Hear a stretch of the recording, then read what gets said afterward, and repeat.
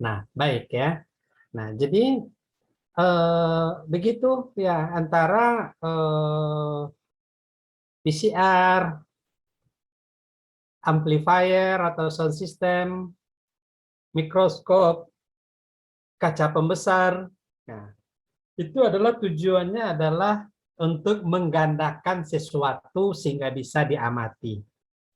Ya, menggandakan sesuatu sehingga bisa diamati. Nah, jadi oleh sebab itu ya, Ananda harus mengerti gitu. Ya. Sebab gini, kalau materinya kan sudah saya kirim tuh di WA, ya atau di e-learning juga sudah ada. Hmm. Tapi yang paling penting itu mengapa kita perlu replikasi. Nah, ini adalah hal yang penting, ya. Nah, baik. Nah, ini saya akan share lagi PPT. Nih.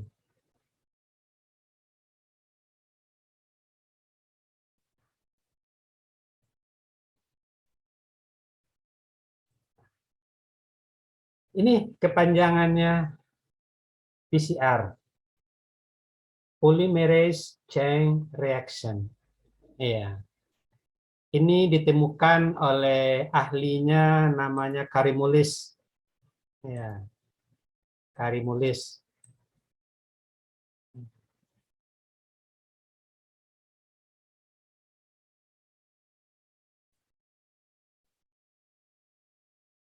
Sekitar tahun 90-an. Ya, coba di-share kapan PCR, coba dicari PCR ditemukan.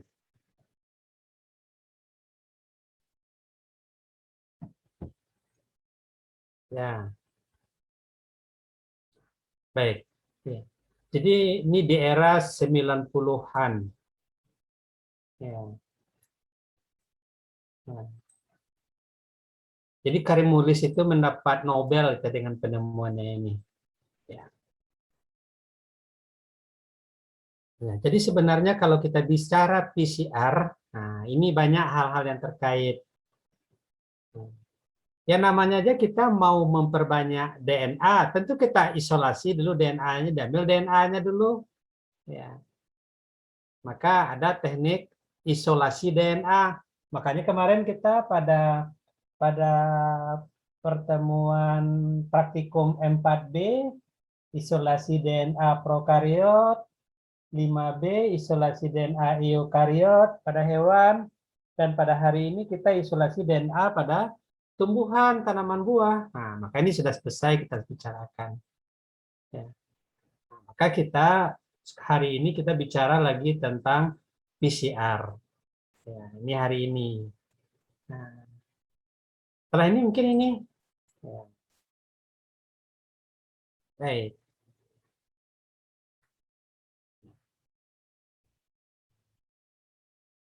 Kalau kita review sedikit ya tentang isolasi DNA, nah, maka dia pemecahan sel.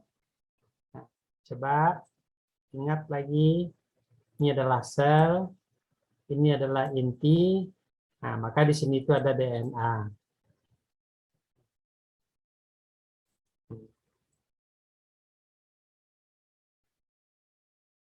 Nah, kalau sudah begini, tentu ini inti sel gitu ya, ini sel gitu ya. Kalau dia tumbuhan, ada lagi dinding selnya. Ya, ada lagi lapis di luar ini dinding sel. Dinding sel itu kuat sekali loh. Ya, untuk ditembus oleh bahan kimia gitu. Nah, maka ini harus di breakdown dulu, dipecahkan. Ini dipecahkan. Nah, baru DNA bisa keluar. Ya, lebih kurang ya dalam bahasa saya saja dilatuhiannya dulu. Nah, ini kan kayak balon-balon ini. Nah, dilatuhiannya dulu.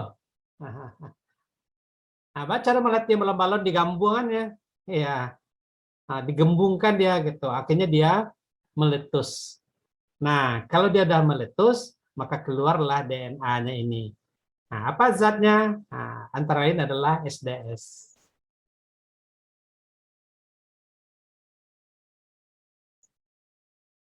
Ya. Kemudian DNA kan masih terikat, dia ada protein-proteinnya. Histone kemarin, protein histone. Maka proteinnya harus dikeluarkan, ya, deproteinasi. Ya, maka baru dia begini-begini dia lagi. Nah, udah murni dia DNA-nya.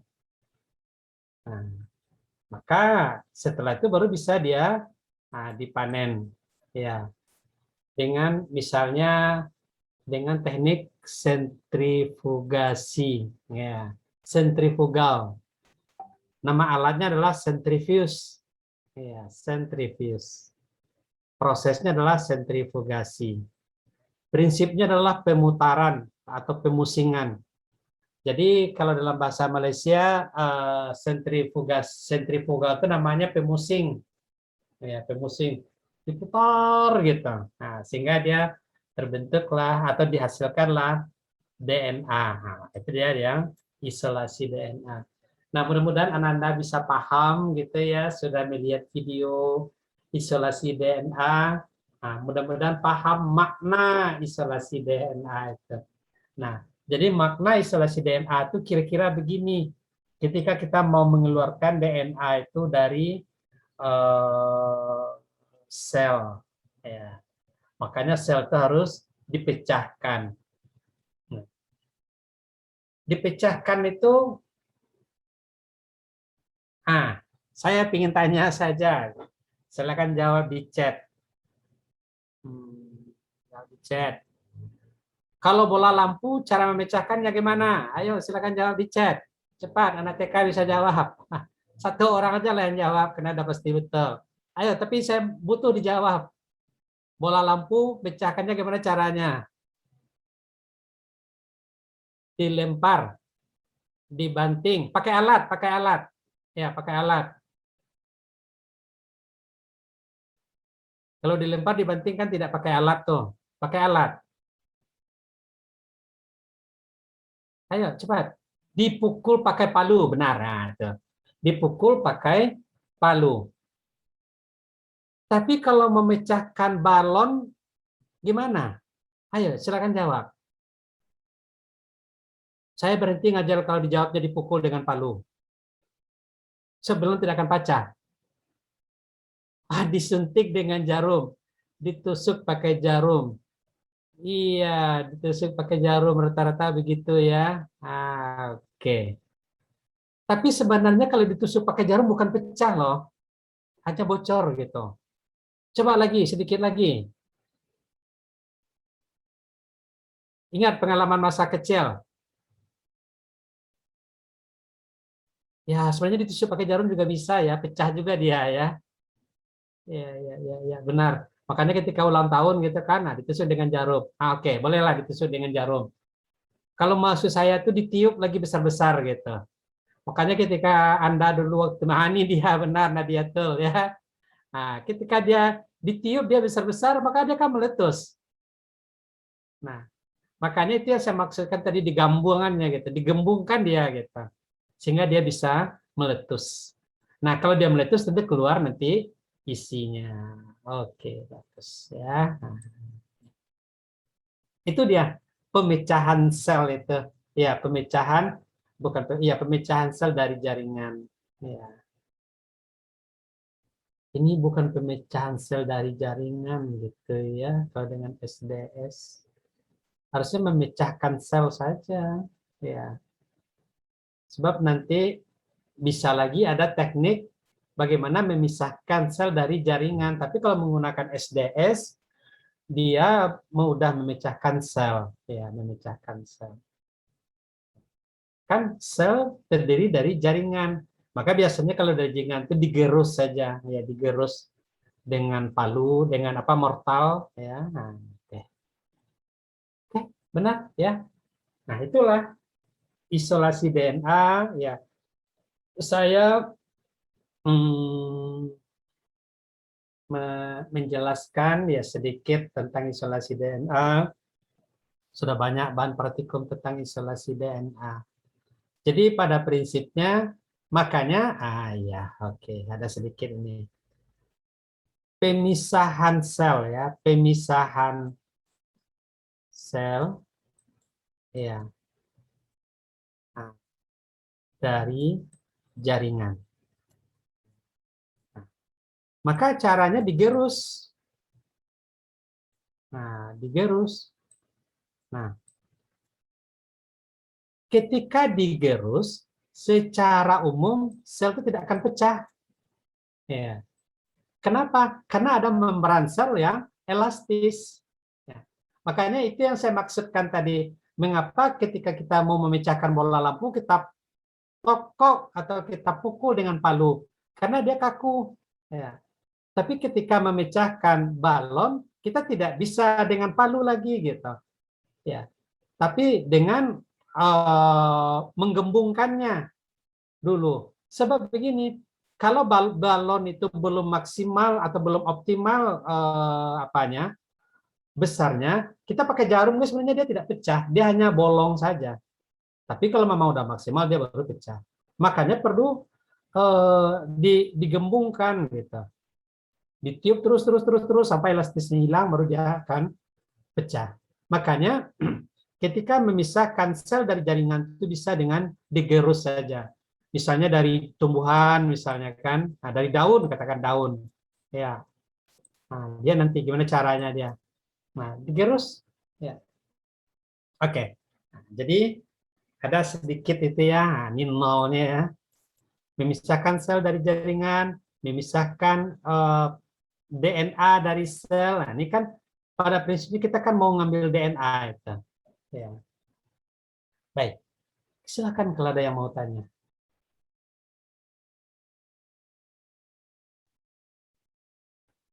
Oke, kalau tidak ada yang mau tanya, nah, itu dia. Nah, maka muncul kata-kata ampli tadi. Nih, ampli. Ya, short. Ya, memperbanyak setiap pendek. Ya. Nah, berapa? Menghasilkan milion kopi. Ya, jutaan kopi. Ya, dari DNA yang sudah pendek itu. Ya. Jadi kita melakukan PCR itu tidak semua DNA di dalam sel kita, ya kita terjadi penggandaannya. Jadi ditandai aja gitu. Makanya kalau misalnya ini ada DNA ini ya, nah, ini DNA, ada DNA pada misalnya kromosom nomor 1. Nah, ini kromosom nomor 1. Nah, maka diambil aja ini sampai segini. Nah, itu saja. Yang ini tidak, yang ini tidak. Nah, ini tidak. Nah, jadi yang ini saja yang digandakan.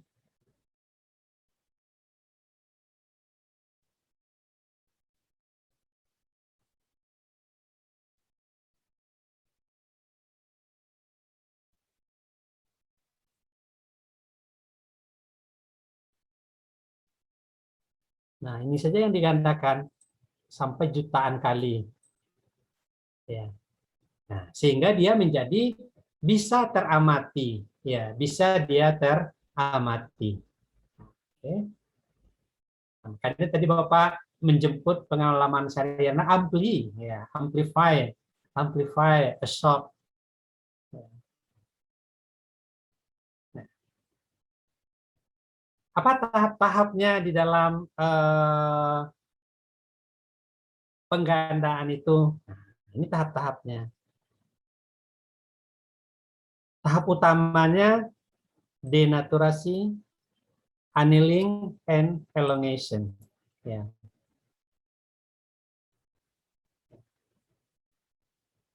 Oke, saya akan jelaskan berikut. Tapi yang kita bicarakan yang pertama tadi pada sesi pertama tadi ya, nah itu adalah hal prinsipnya. Kalau ini sebenarnya bisa dibaca. Ya. Nah,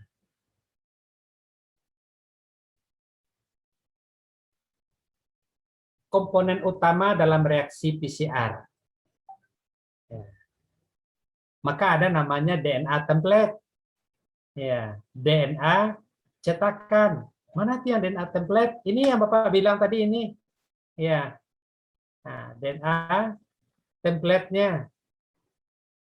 Ya, nah, oke.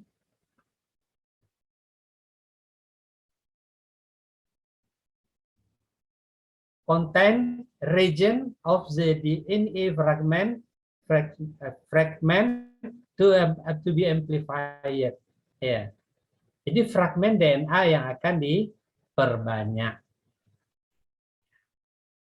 Maka lagi di sini, ya misalnya gini. Nah, gini. Nah, mana dia? Mungkin segini saja. Nah, gitu. Atau ini gambarnya gini yang bagus sebenarnya. Ini DNA kalau sudah kita luruskan saja, ini dia. Nah, itu yang namanya DNA template.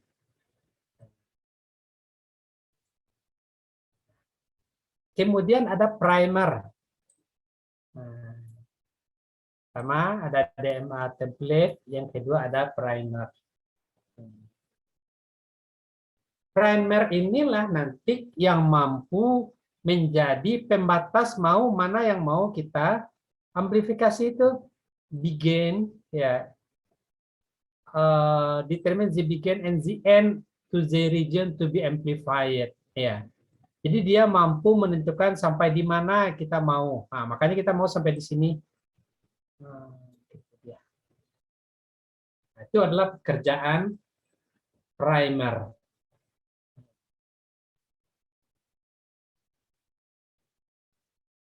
Nah, berikut namanya kalau bagi Bapak itu adalah bahan baku di NCP, ya, di NCP4, yaitu sejenis yang terdiri DNA polymerase bound to new DNA. Nah, inilah nanti akan menciptakan dengan adanya DNTP ini untuk membangun DNA yang baru. Jadi kalau dia sudah dengan PCR maka akan terbentuk begini terus. Ini, gini, ini sampai 1 million. Nah, satu GT, ya, 1 juta. Nah, gitu.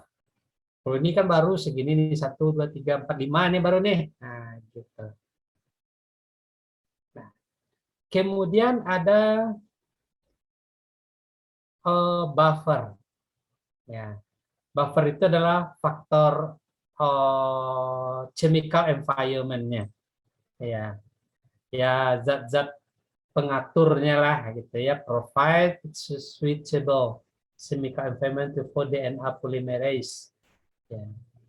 Dan kemudian ada lagi enzim DNA polymerase which copy to the region to be amplified. Nah, ini enzim ya yang berguna untuk memperbanyak region-region itu untuk diamplifikasi. Jadi semua ini ya 1, 2, 3, 4, 5. Nah, itu adalah komponen utama dari sebuah reaksi PCR. Primer dua macam, primer depan, forward, ya, dan primer belakang, reverse. Ya, reverse, ini dia. Oke, silakan kalau ada yang mau bertanya sampai di sini. Yang diperbanyak DNA ya. Nah, ingat, yang diperbanyak adalah DNA. Bukan kromosom, ya. Bukan gen, tapi adalah DNA.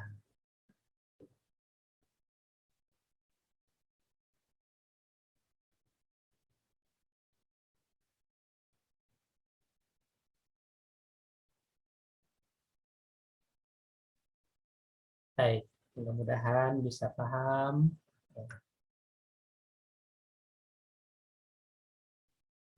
Ini dia DNA disebut dengan DNA double strand, ya, yang akan dijadikan DNA template. Itu dia primernya, forward, reverse, sudah Bapak jelaskan. Ada DNA polymerase. Ini. Nah, ini adalah mesin PCR. Dan sudah ada di lab kita. Mesin PCR itu disebut juga dengan namanya thermal cycler. Cycler, apa bacanya? Thermal cycler, ya. Nah, atau PCR machine. Jadi jangan heran kalau ada yang menyebutnya thermal cycler, nah, PCR machine. Oke, ada di lab kita. Nah, primer, bagaimana cara mendapatkannya? Dibeli, ya. Orang ada menjual. Ini ada PCR machine. Ya. Jadi primer itu didesain. Kalau anak sains nanti dia belajar desain primer. Nah, kita tidak usah. Ya. Ini ada mesin. Ya. Ada tube PCR. Ini bayangkan ini tangan kecil saja. Ini pengadukan PCR menggunakan mikropipet. Ya. Oh ya, ini bukan pengadukan PCR. Pengadukan DNA, ini sampel DNA ya. Ini panahnya kan ke sini nih. Nah, dimasukkan sampel DNA tadi dengan macam-macam 4 komponen tadi ke dalam mikropipet, bukan mikrotube ya, yang panjangnya kira-kira hanya 1 cm dengan mikropipet, masukkan ke dalam PCR tube, lalu di setel nanti, ya.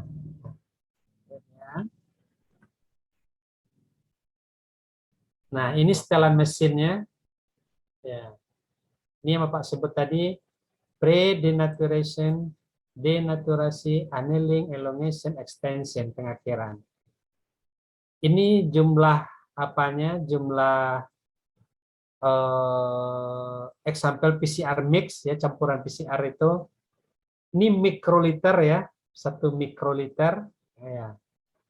Bukan mililiter ya, mikroliter. Mudah-mudahan Ananda udah masih ingat tentang penggunaan mikropipet.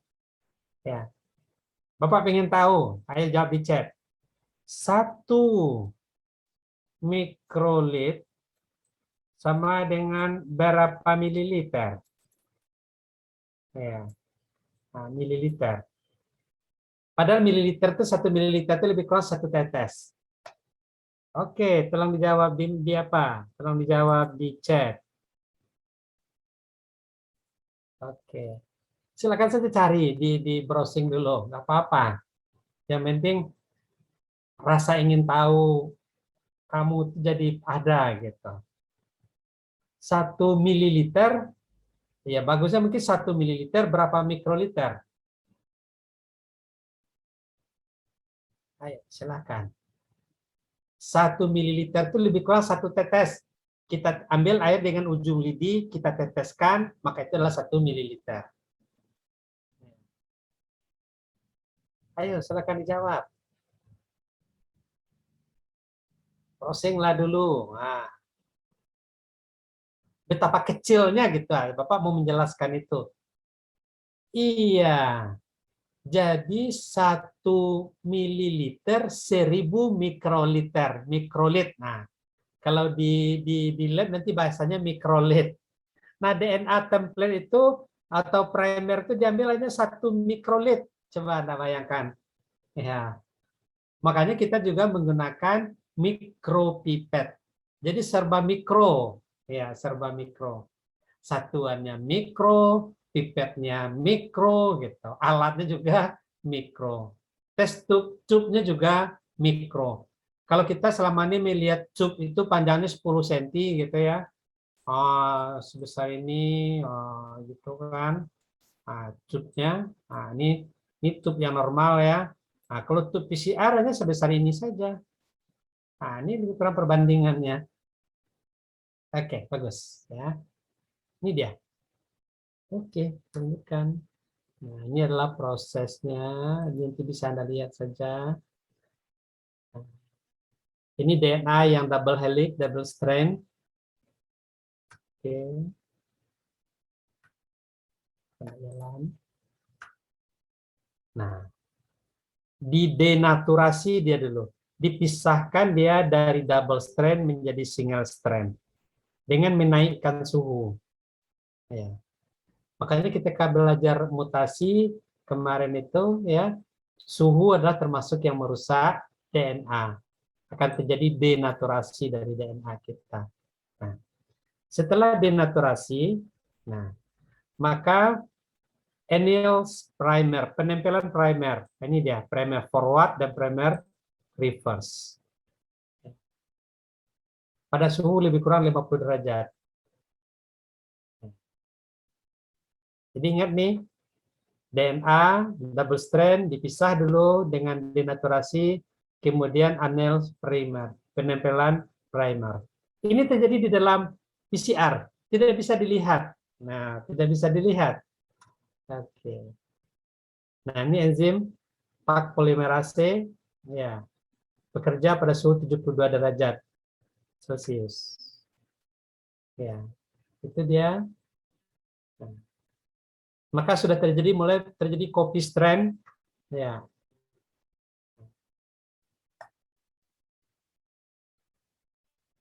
Denaturasi lagi dia. Ya. This round to DNA sintesis 4 strand. Nah, sudah mulai terjadi sintesis DNA menjadi 4. 1, 2, 3, 4. Yang semulanya hanya 2. Ya. Nah, ini yang akan terjadi nanti berjuta. Nah, ini dia terjadi lagi penempelan seperti ini. Ya. Bekerja lagi enzim. Ya.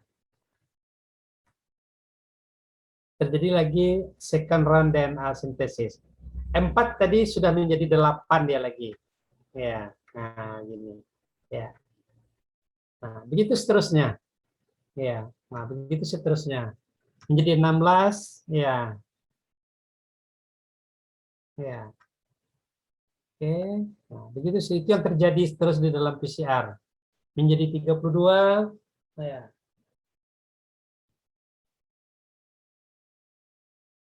Oke. Terus. Nah.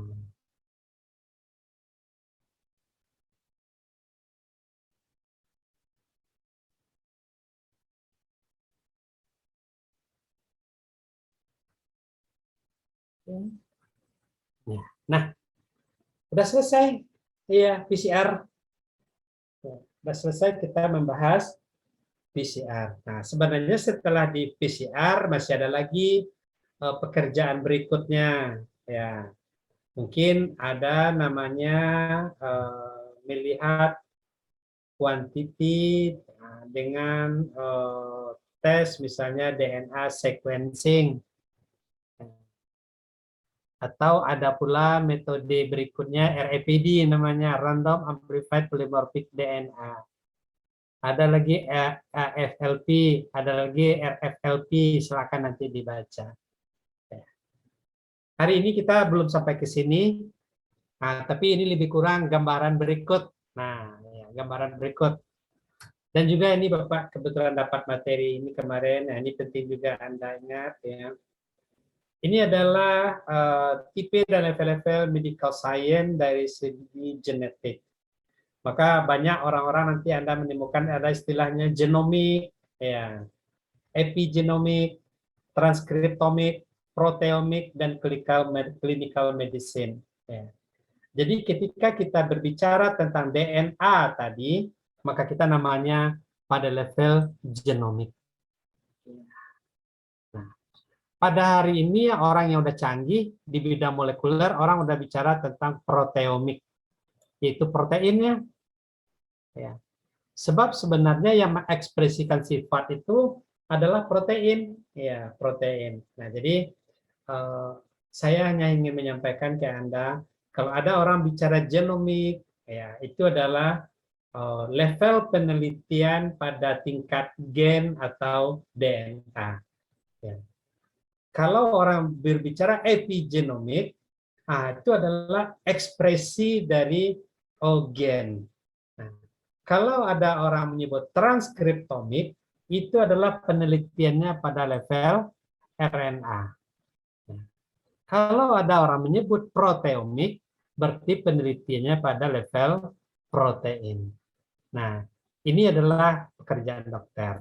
Nah, kalau dulu riset saya di S3 itu adalah pada level genomik, ya. Karena dulu saya meneliti nama gennya TCF7L2.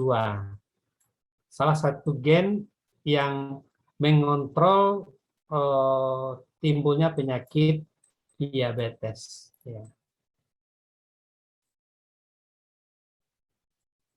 Ini penelitian saya. Ya. Meneliti gen namanya gen TCF7L2.